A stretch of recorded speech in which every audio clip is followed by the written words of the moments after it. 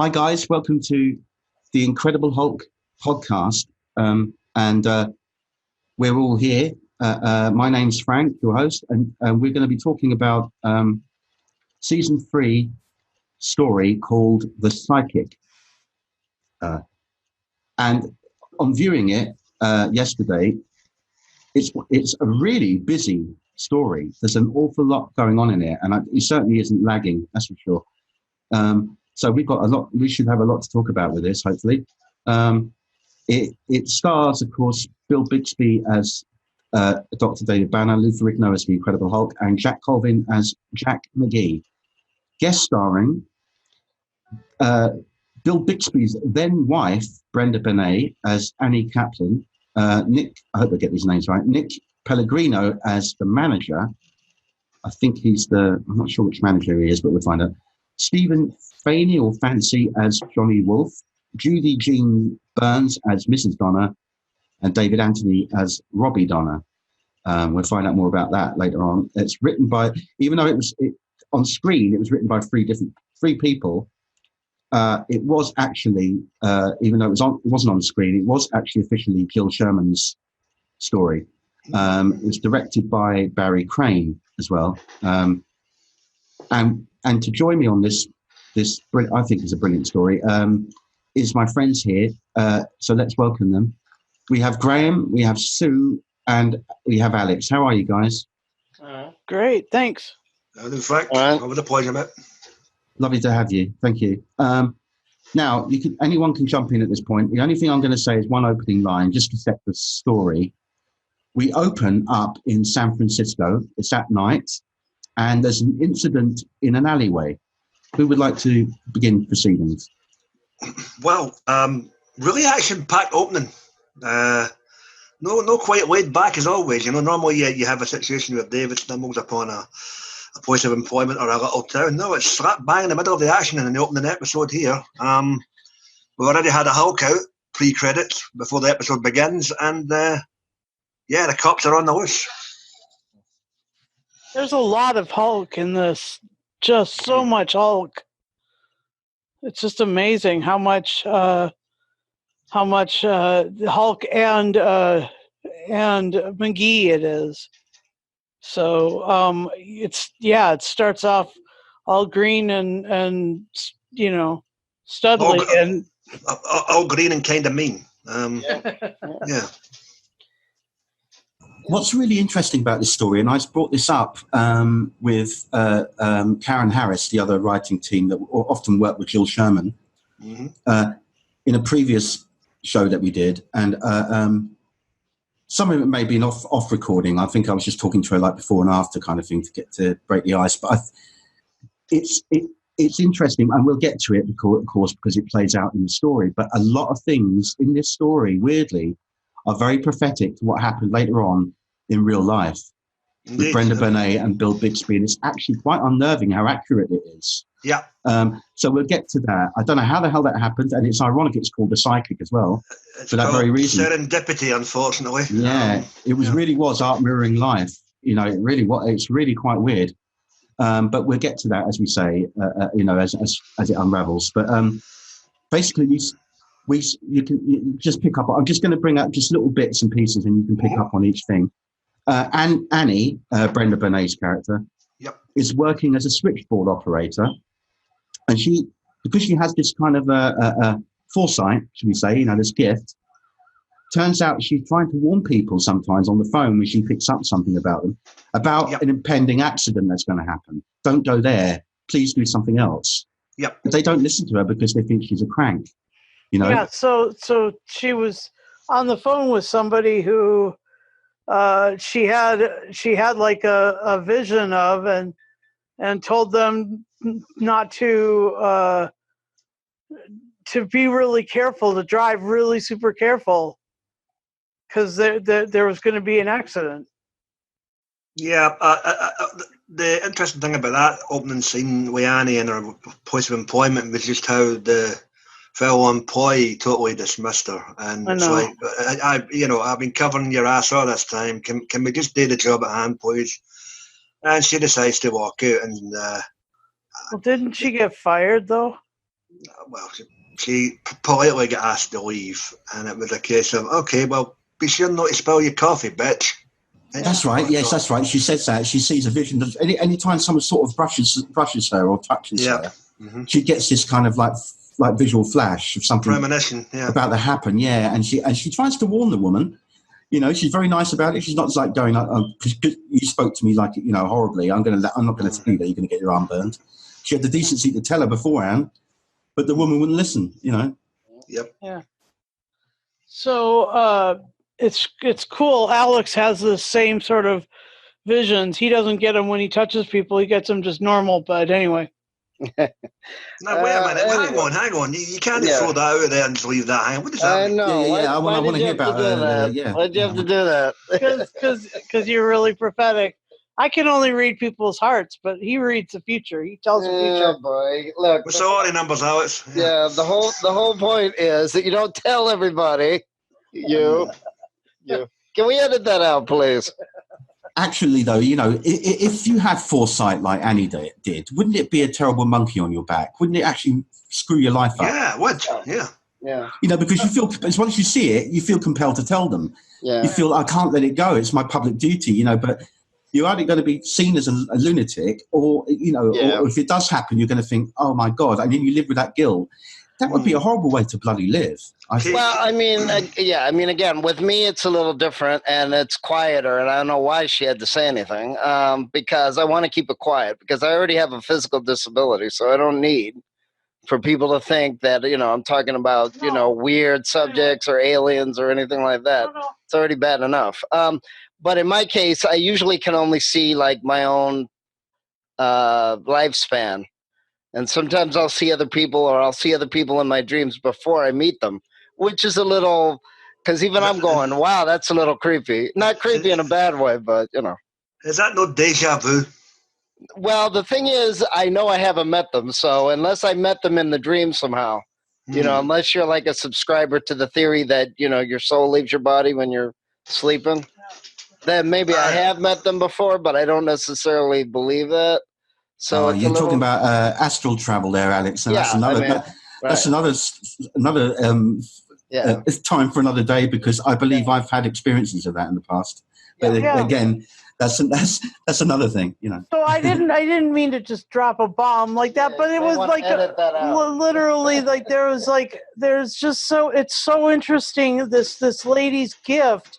She touched people and she did touch her coworker, and end up seeing her coworker spilling her hot coffee and burning herself. You know, so that was really intriguing. Well, of course, what Susie is forgetting is that just like they did in Popeye the movie, if you could predict things and people know you can, what if they start trying to coax you or force you into doing things? So that's the other side, that, you know, if you could, you know, just like, you know, that's what McGee was doing? No, but I'm just saying you should have left it alone. But anyway, I mean, it would be a weird feeling. I do actually relate, not only because I know it, but because, if you know that you can see people's future, I mean, that's a terrible responsibility to try to tell them. And then if you can't help them, you know, then what if you feel guilt, you know? Well, ironically, Annie does later on, and you get that in her backstory. Yes, she does indeed. Yeah, she did. There's quite a good bit of backstory as well. The wonderful thing about this is there is a lot going on, but there's a lot of breathing space, even though it's 48 minutes long or whatever it is, you know, 45 minutes. They pack a lot into it. It's unbelievable, really. You get a lot of backstory about her life as a kid, when she first got the gift and all that, and how she felt like excluded and how she was going for a doctorate in New York and this, that, and the other. You know, there's so much going on. Coupled with David's problems, you know, that we find out later on. When ironically, you know, his guilt there, you know, with the so-called murder of the boy and all that, you know. Ironically, this is, because of the incident with the boy, this is one of the very few episodes where David is trying to find a cure, which I found interesting. And he gets really depressed. Well, because he thinks he's killed the kid. Right. And there's one powerful scene with him later on with her and him. The way Bill cries in that is just heart-wrenching. he just pours it out. It's pouring out of him, you know. And again, that's prophetic later on. Correct me if I'm wrong. You know. Yeah, correct me if I'm wrong. I might be wrong on this by a couple of months, but when they were filming this, but did they know in the process of divorcing? They were, yeah. It was a strained relationship for a while around that time, I believe. Yeah, they hadn't divorced at that point when they were shooting it. Yeah. But I think when it was actually transmitted, because obviously several months later, they were actually divorced. Yeah, about a year later. Yeah. So, but things weren't going too well even then between them. But they handled it very well on screen. You wouldn't know it, you know. Being good actors, but things weren't too great, you know. And their son at the time was born then. He was around. I think he may have been about 3 or 4 at that point, you know. Yeah. So they did have the child at that point, but you know, it's just very, very weird. The set of things that happen in this script are really, really on the knuckle, you know. Ironic, at one point, both contemplate suicide. Yes, indeed, and one of them succeeded in real life, unfortunately. Anyway, moving on a wee bit now. David is working at the grocer's. Yes, he's bagging the tomatoes. Yes. He's wheeling them out, and along comes Annie, not watching where she's going. Just before that, the thing she said earlier on happens. The guy goes splat. Yeah, and they're out there with the ambulance. So the one she warned on the switchboard thing, he did have an accident. Yeah. The truck rolled over and the guy was being held away in the ambulance. Well, that's right. Yeah. So she's just seen that, freaked out about that, and then she's ran into David's tomatoes. What? Yeah. She banged into the tomatoes. But what I found interesting about this is her psychic link with David worked both ways. You saw him both obviously as flashbacks of himself and the Hulk. That's some powerful psychic ability, man. Yeah. To see both of them, not just David's time, you know, to see him and the Hulk, him actually turning into the Hulk. She's made, you know, a connection. Yeah. That is pretty. Yeah, as I say, that's. I'm not sure I'd want the ability as vivid as that. You know, it's just. It's like an unofficial Hulk out. So that's what I was saying. Like this episode is full of images and of montages of the Hulk. It's just amazing. Who, just out of curiosity, when she flees back to her apartment, who was the fella that played the landlord? What a complete and utter ass he was, man. You know? Yeah. Maybe that's who the manager was in the cast. Sleazy. Yeah, I think I was just saying that earlier on. I'm just looking back on the. He might have been the manager of the apartment place. It says manager, so I'm assuming that's the guy. His real name is Nick Pellegrino, so it sounds Italian. Yeah. Italian kind of name, yeah. But he was a sleazeball, wasn't he? Yep. Yeah, it was all for doing nefarious things until he came across that newspaper article. Yeah. And so she's like, $10,000 for information about this Green Hulk and stuff that I just saw. Well, maybe I should do it. And so she. To begin with, she was doing it. Yep. She calls McGee and the National Register and stuff. Yeah. More McGee. Okay. So I knew he was a famous guy. He was born in Boston in 1945. He's basically known for the China Syndrome, that famous movie, The Enforcer, which is one of the Dirty Harry movies, I believe it is. And then I Want to Hold Your Hand, which is also the Beatles. Oh, I thought you were offering to hold my hand there, Alex. Yeah, no, I'm saying the name of the. I wonder if I feel lucky. He was around until 2007. He was in Chips. He was in Greatest American Hero, Seekers, Kojak, Emergency, a lot of the TV shows of the time. And there was another guy actually that worked on Beretta and the movie Roadhouse. It was a black guy. His name was Chino Fats Williams. He had a very deep voice. Was that the Roadhouse with Patrick Swayze? Yeah, That's the only Roadhouse we acknowledge. Yeah. I love that movie, man. He's the black guy, but he has a very deep, raspy voice. Yeah. We learn after Annie contacts the National Register. Yep. She's supposed to. McGee's not in the office at the time, but she tips them off to say that John Doe, i.e., David, it tells him where he is, and she tells him he's at the hospital where the boy is. Well, to be fair, she didn't know that at the time. She shows up at the hospital to begin with, and walks him in the waiting room. Sees him there, and you can see he's in deep. You know, he's looking really, really shattered by all this. You know, and the boy's mother is opposite him. Yep. And at the moment, the boy's just kind of stable, you know, but not great, of course. Not for long. Spoiler alert. Yeah. And there's a moment where Annie is holding a coffee, and she starts nodding off, and David spots that the coffee's about to spill on her, grabs her arm or her hand, and suddenly another flashback again. Yep. Or a flash forward, or, you know. And she starts seeing images of his wives, you know, when they died and everything. Yep. First wife, and then the second wife. And sees that he's obviously, you know, this guy's had a terrible life in a way, you know. Yep. Yeah, so sad. Well, I was wondering about that too, because it reminded me of another famous TV show, of course, well into the future, Charmed, where that was one of the powers of Alyssa Milano, was that she would touch somebody or somebody would brush, and this is like 1998. And so she would touch somebody or somebody would brush up against her, and then she would have a premonition as to what would happen to them. So I said, oh, that's starting to remind me of Charmed a little bit, even though it's 15 years, you know, in the future, 20 years in the future, from 1978 to 1998. Who's copying who? Yeah. So yes. Go ahead, Graham. No, as a result of this, Annie has a change of heart. And it's like, oh shit, I tipped off the reporter, I better tip off David here. Yeah. So she does back off from that and call David over and tell him that what's going on, and she says that McGee's on his way there, so you better get out of Dodge, mate, you know, that kind of thing. Right. Get out of here quick.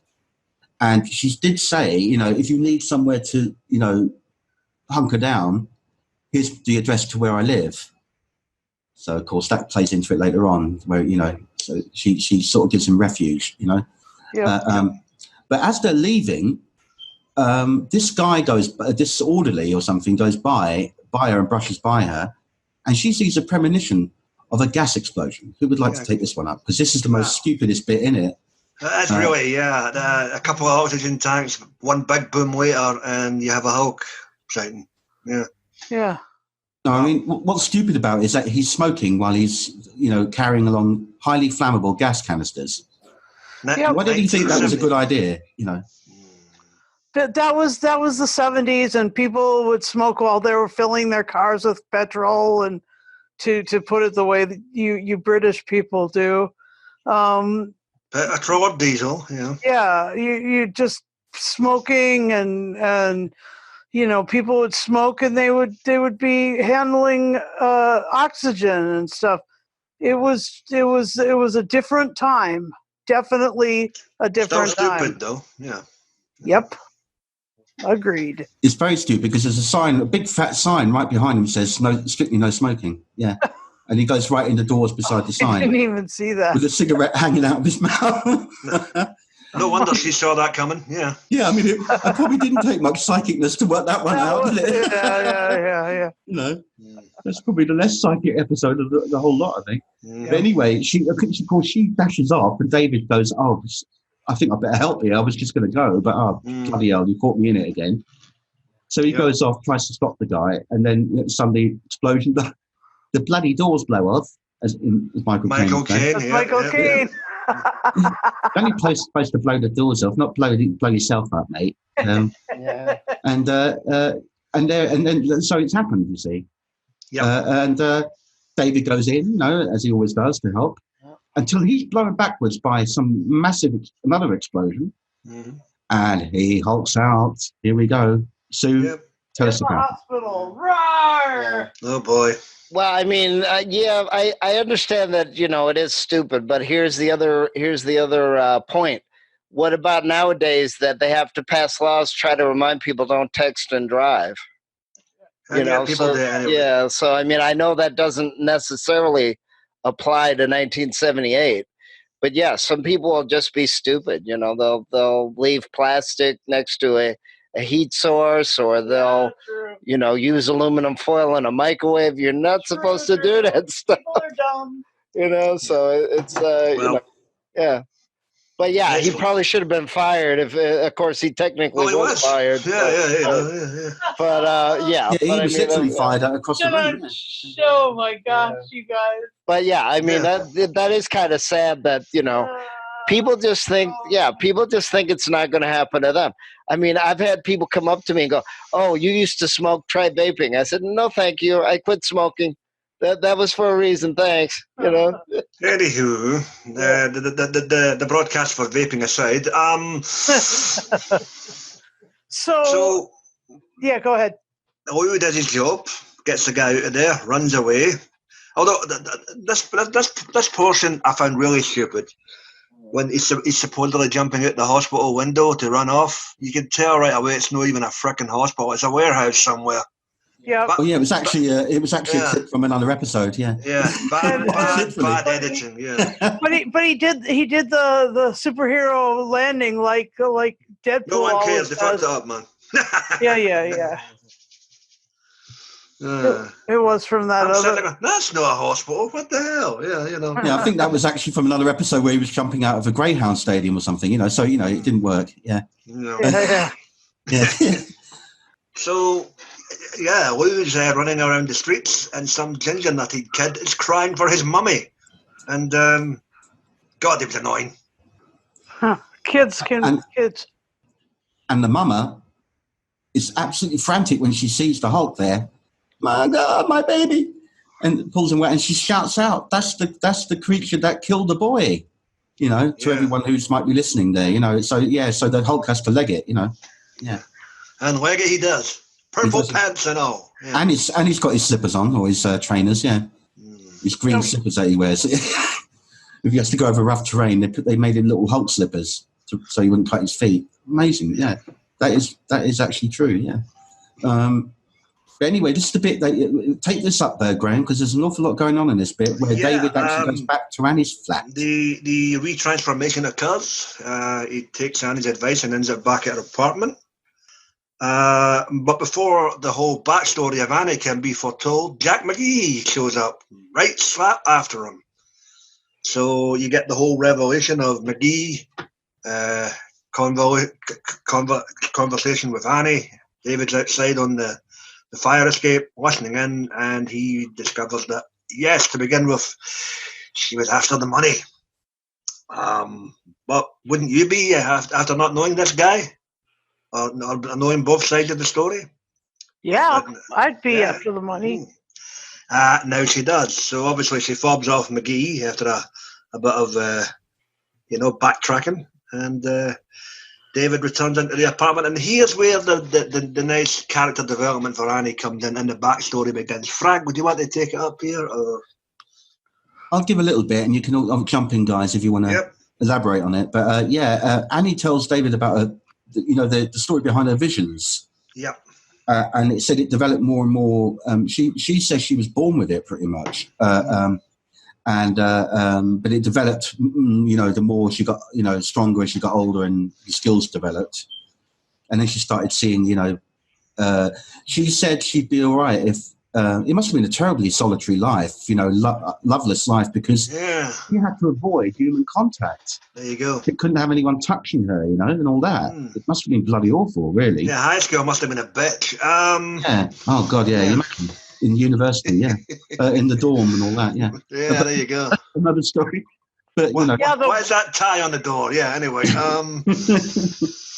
But she does. The most awkward things must have come to her mind. Especially when she's in puberty years. And you imagine when the hormones are raging, which happens to all of us. Let's face it, it does. It's human. It's a human thing. You imagine how torturous that must have been for her. What, you know. What I did find interesting was, though, she went into her employment history. You know, she was working alongside this professor, alongside the cops. Was it in New York or was it somewhere else? And they assisted the it was New police. York, because she was going to go for that doctorate, which we hear about later on, Graham. Yeah. About the studying there and working on. Yeah. They basically, she received a letter the previous day telling her that they're on to her again. They know where she is. But I found it interesting how it not only tells you a backstory, but it shows you that our visions can be somewhat flawed as well, especially when you get to the story about our final case where the child that died because she got the location of his whereabouts wrong. Yeah.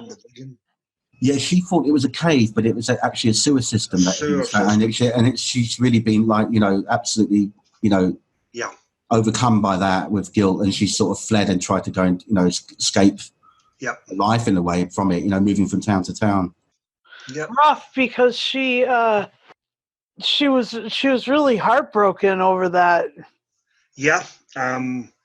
Ironically, Annie's dealing with the implications of the loss of a child, and obviously they would themselves a few years later with a six-year-old kid.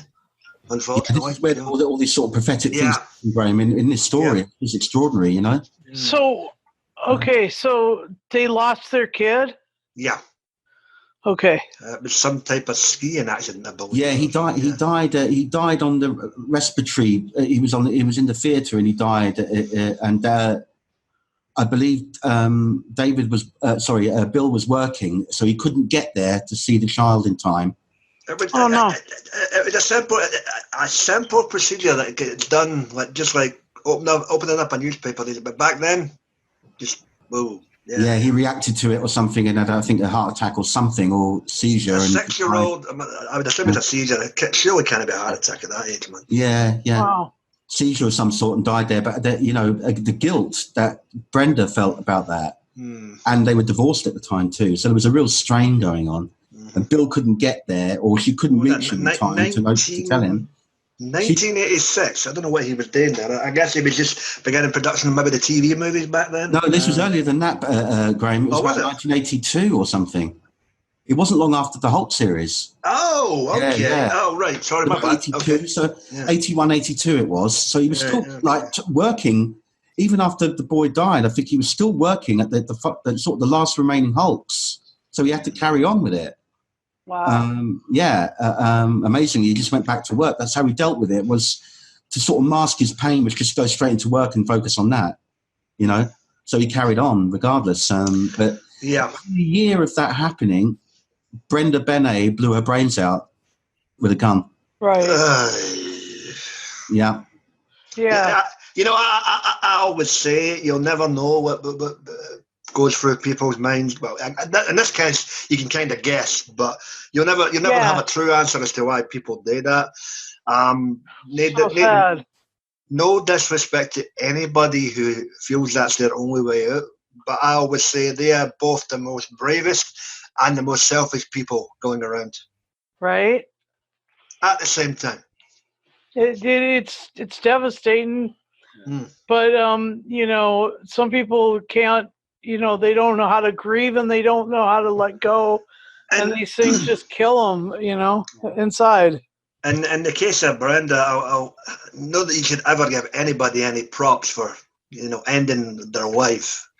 At least she chose to do it in a manner that didn't affect anyone else. What I mean by that is jumping in front of a train, hurling yourself in front of a subway, traumatizing some poor driver. But I realise totally where you're coming from, Graham. But at the same time, when you're down that low, man, and you can't see any other way out, you are not thinking laterally at all. You're not thinking at all. No, around you. How it might affect.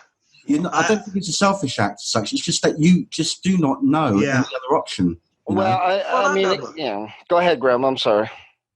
I get where you're coming from there, Frank. That's all well and good, mate. I just go with the rationale. Well, okay. I'm done here. I want to get. What's the easiest way to do it? Take some sleeping pills, fall asleep. Fine. take Brenda's route if need be, if you want to be quick about it. But Yeah. I just go feed the fish. Go feed the fish. Get back to the environment.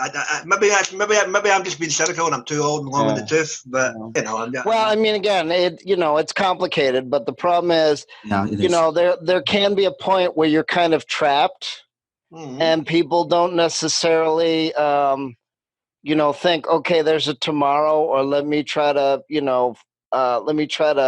close my eyes and imagine myself in my favorite place or whatever. And this was also the days of, it wasn't really encouraged to, talk about feelings and talk about things. And then, of course, the other issue is in real life, when a kid dies, it's incredibly sad and painful. And not only is the fact that, unfortunately, when you're thinking about suicide, you're not thinking about tomorrow. You're not thinking about other people. You're not thinking about, and then it's also partially hostility turned toward yourself. That's true. So we don't know if she was saying, "Oh my God, I couldn't help, my kid," or "Oh my God, why wasn't it me?" or other, 10,000 other things. Because I've had to deal with talking people out of suicide. I've had to deal with, I was in a building in Boston, and for some reason, people didn't stop these two young girls from playing with a 99-year-old elevator with the gate, the real old stuff. And they were, and it happened, unfortunately. And everybody was just crushed. I mean, 5 minutes ago, they were alive. Now they're dead, Cookie sheets. Yeah, and it's really, it's really, really sad, It's desperately sad. Yeah, and I get both points here from you guys. I'm not knocking any of your points of view. Yeah. I understand yours, Graham. I understand that, the plus and the minus sort of reaction to this thing. I do understand. Yeah. I totally do. It's not, it is a very complex issue. We don't know what's going on inside that person's mind at the time. We just don't. And there's probably, as Alex said, a multitude of reasons why they're doing it. It's a guilt or regret or whatever's going through their head, and it's a tricky one. But anyway. Getting back to this, it's heavy stuff. In hindsight, this story is very heavy because of what we know now, what happened in their real lives. Mm-hmm. It really does put much more weight on it, It does, but at the time, of course, that wasn't, apart from having a rocky marriage, everything else was kind of all right, at that point when they filmed it. But David sees this is the sad bit. I mean, from Bill's acting in this is amazing. But David sees the latest paper and it says that the boy in the hospital has died. Oh, yeah. And he just breaks down on screen. He's just absolutely overcome. What do you guys say about this bit? Powerful stuff, because this is the first time that he, in his mind, he's actually killed somebody during this transformation process. And as far as he's aware. Every other time people have said, no, nobody was hurt or you saved them or whatever. But here, as far as for all intents and purposes, he's killed a kid. And he wept like he has never wept on screen before. Wow. I mean, he was crying on that one episode in the woods, but this one, he's just like, he is just, and then isn't he? He's just absolutely crushed. And then he's like standing there on the fire escape. Oh yeah! Now hang on, that's later. That's after the boy's funeral. Yeah. Oh yes, the funeral service bit. Yeah, that's interesting. That's interesting because McGee arrives again. And because she luckily she spots him and says, David, get out, you better go. Get back to the flat. And this is where the twist of the night happens, Yeah, she has a double whammy vision. Yeah. She sees what David's about to do, end his life, and she sees an attempted murder of McGee. Yeah. Talk about being stuck, she's really between the devil and the green sea. Yeah. Well, yeah, I mean, this is the other thing. I mean, I'm watching this and I'm going, holy schmoly, what is this, a movie and a soap opera and a TV show all in one? I mean, they're going everywhere, But of course, The other thing too is, while it's very sweet that he's very upset, I mean, it's a shame in a way that unfortunately, and I can't remember if she said it, but I mean, he's full of rage, but that doesn't mean that you're violent or you're hurting people or you're hurting people, because the Hulk never really hurt people unless they deserved it. And as we saw in the episode, I mean, he's very nice to the boy that's upset and all that. Just because the mother is assuming the absolute worst in the whole wide world, the Hulk didn't hurt the boy. So apparently, he's so overwhelmed with guilt that it never occurs to him, if I'm such a monster and 7 feet tall, how come, it doesn't occur to him that maybe somebody would have seen him hurt somebody or something like that, at one point. Well, before we get back to Annie's apartment, before the attempted, what was it David called it? An execution? The attempted execution. We have the revelation that before McGee's vision of his impending doom pops up, he's going to have a little chit chat with the dearly departed's best friend. Yeah, who's called Johnny Wolf. Johnny Wolf, who unbeknownst to us is part of a street gang at the time, because we don't know. Yeah, apparently all 6 of them. Yeah, all 6. Yeah, a dirty half dozen. Go figure. Adding more layers to this episode later on, but there you go.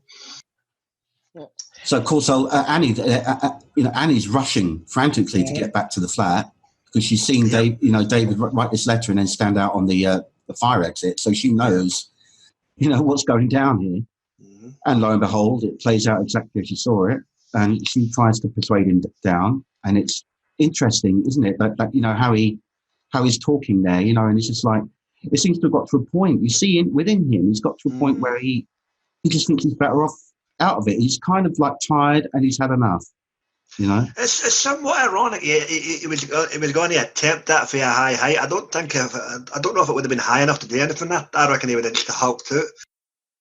Ironically, the thing that snaps him out of it is, oh hey, by the way, McGee's going to die. Yeah. What? Yeah.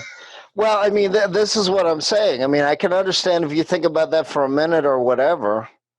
But the thing is, if he had a conscience, which he does, if he didn't have one, he wouldn't care if McGee, was killed or whatever. The interesting, sweet thing about that is, or not, as you just said there, Alex, you bring up a good point.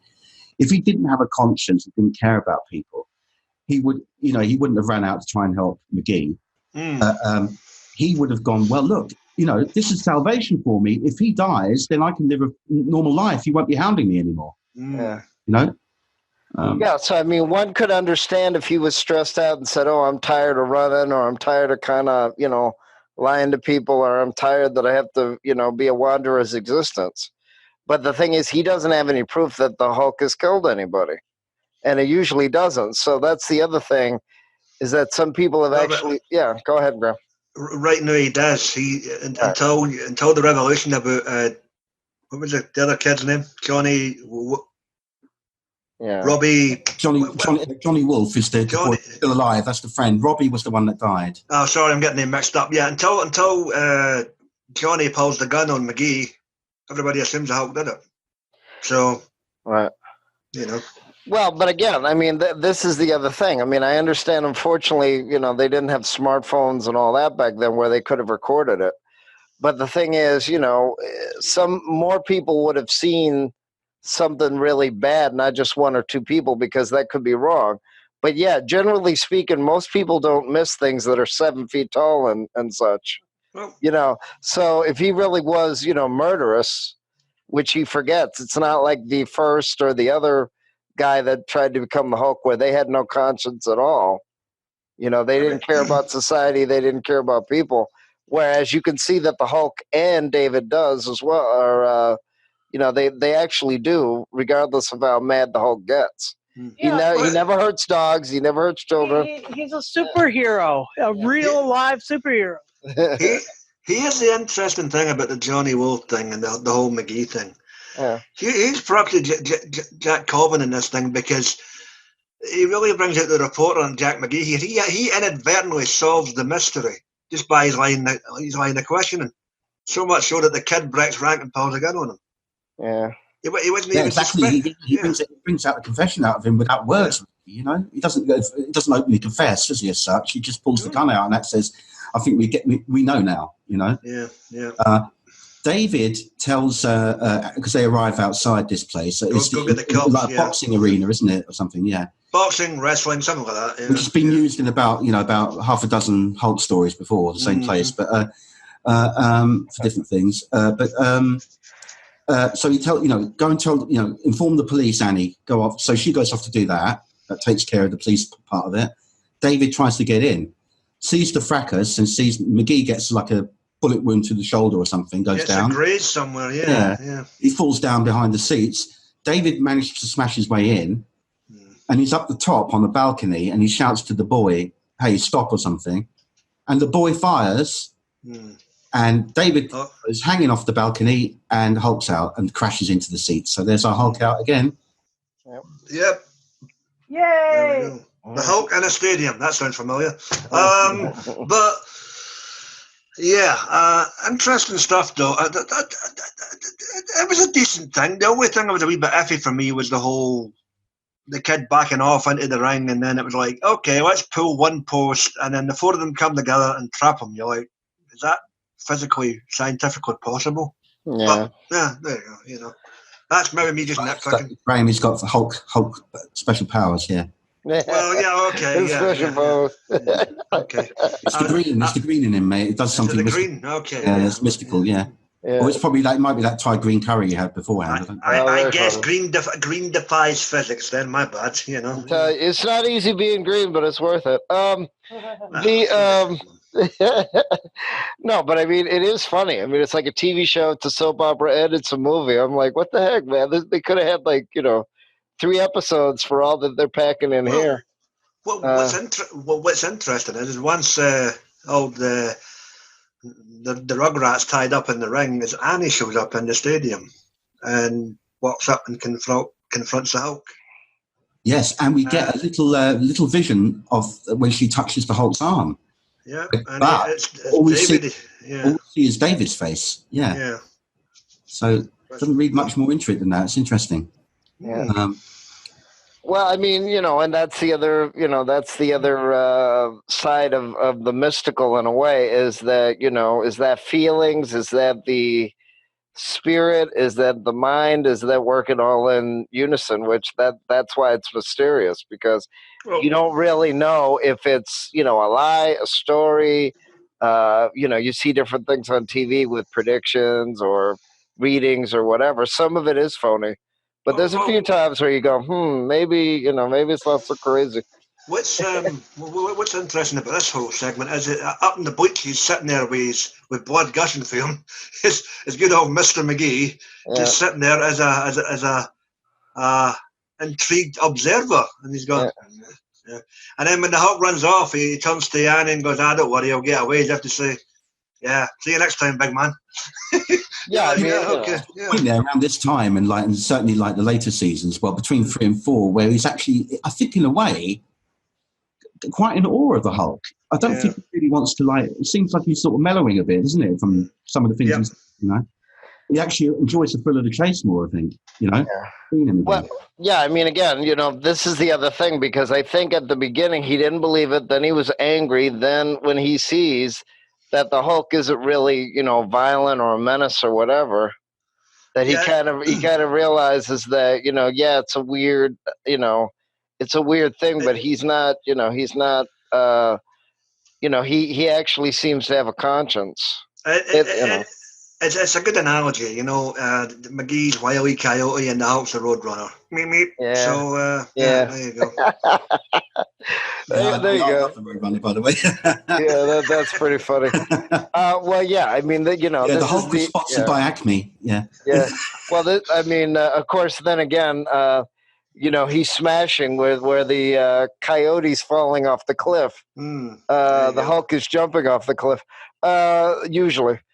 I mean, this is the other, ironic thing is that, as we mentioned before, they're trying to write it realistic, So obviously you would have guilt and you would have a questioning of your conscience and doubt and all this other thing.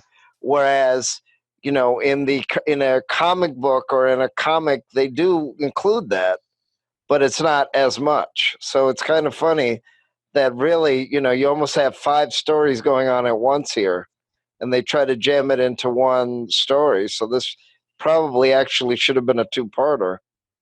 Again, they did a damn fine job of getting it all in 45 minutes. It was incredible. It was amazing because they got in a lot of backstory as well. They had all these different plots, subplots going on. The boy, David's, attempted death, Annie's problems, the Hulk, all McGee, everything. All there. Amazing, really. And so much Hulk and so much McGee. Yeah, there was an awful lot going on, and so anyway, the final scene is kind of emotional as well. David and Annie are saying their goodbyes, and Annie is getting on the bus to go back to New York to do her doctorate. Interestingly, she's going back there. Back where it all began. Where it all began. Yeah, exactly. When she embraces him, though, we don't see anything. It's left very ominous. We don't see any flashes. No. Yeah. Well, we get a wee gust of wind, to be fair. Yeah, we get that sound. Yeah.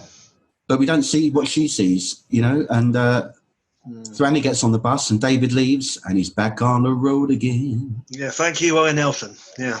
A good 45 action-packed, mysterious. There's a bit of everything here. You can't really grumble. 47 minutes. Yeah. So, guys, just to Sue, because we haven't heard too much from you the latter part of this. What's your? Yeah, I'll give this episode a B for bravado, heartbreaking, and I feel like it's. It talked so much about the way that the Hulk, was part of David, so that her visions had both him and the Hulk and the transformation and everything. And so, he's not separate, anymore. So that's interesting. And the other thing that, the how it mirrored their actual lives on as actors. Oh my God, that's just mind blowing. I didn't even know that stuff until we got in this podcast. So I'm just trying to put a face in that space right now. And and other than that, so much Hulk. Rawr, it was great. I love the Hulk. I love Lou Ferrigno. It's just so super cool. So yeah, that's my take on it. I'll give it a B. How about you, Alex? Yeah, what's your rating? Yeah, I'll give this a B+. He went from doing bit parts and other shows to then doing, My Favorite Martian and The Magician and The Incredible Hulk and all the, he had a very busy life. He really did. Yeah, Graham, what's your rating on this? Overall, I will give this a B+. Really, really enjoyable. The symmetry and parallels between art and fiction and reality was mind-boggling after the fact. But we live and learn, and we appreciate the art form in light of the tragic events that preceded it. Yeah. And I'm going to go higher than you guys. I'm going to give it an A. Ooh. Cool. For analytical? Yeah, how do you spell it? For Annie. A for Annie. A for Annie, and A for A1 effort. Yeah, because I think even though some people might look at this and think, oh my God, they're tackling heavy issues here. Yeah. Which they are, of course, but it's not the first time they've done it either. They do it quite regularly in the series. There's always someone with trouble, in their life, dealing with an addiction or whatever it might be, or some sort of trauma. So it's not the first time, obviously, but this is a particularly strong episode. I think that the acting is A1 all round. I think the two leads, I'm talking about Bill and Brenda are particularly strong, and I think they work very well together, even though behind the scenes they weren't getting on terribly well. But but they soldier on in the story, and it works. And I think this is one of the strongest ones, in my opinion, anyway. Yep, I gotta agree with that. Well, I'll raise mine to a B+ then. How dare you copy me? And Alex. What's this now? I raised my grade to a B+ after listening to Frank's his closing thought. Anecdote. Yeah. Yeah, but I mean, you give it what you want. No. It's okay. I can be swayed. All right. B for bumped up. Yeah. Yeah, you bumped it up. Yeah. So, guys, thank you ever so much for joining me on this one, because I think this was one of the ones that, as you said, Alex, it could have been a two-parter. And interestingly, our review of it is nearly a two-parter. Almost. Yeah, because there was an awful lot to talk about in this. It's not like ones where you get some padding in there, Yeah. There was a lot going on in this, and I think it deserved to be, lengthened. Yep. Top notch episode. Go watch it, folks. You'll enjoy it. Go watch it. The Psychic. Yeah, it's season 3. I can't remember what episode number, but it's episode 18. Yeah, I never saw that coming. Yeah. Oh, thank you so much. Thank you, Graham, for that. Thank you, guys, for joining me. Graham, Alex, and Sue. It's a pleasure as always. Pleasure, mate. Till next time. And thank you, guys, for listening as always, because you're all great. All 3 of you. And you might get a couple of more subscribers after this one. So you never know. So until then, whatever you do, Sue, don't hulk out, brother. Rawr. Good night, folks.